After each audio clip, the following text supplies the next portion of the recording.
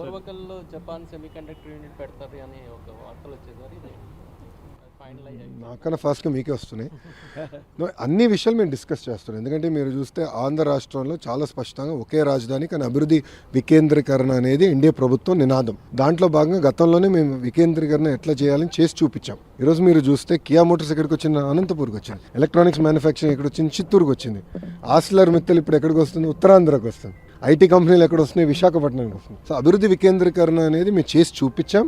ఆ దిశగా ముందరికెళ్తాం. మీరు ఉర్వకల్ నోడ్ కానివ్వండి, కొప్పర్తి నోడ్ కానివ్వండి, మిగతా ఆల్రెడీ ఉన్న ఈఎంసీ 2-3లో కూడా ఎకో సిస్టమ్ క్రియేట్ చేయాలి. 100 కిలోమీటర్లలోనే ఒక ఎలక్ట్రానిక్స్ తయారు చేయాలంటే కావాల్సిన ఎకో సిస్టమ్ క్రియేట్ చేయాలని మేము డిస్కస్ చేసాం. నేను కూడా గతంలో అమెరికాలో పర్యటించినప్పుడు అనేక కంపెనీలు కలిసాను.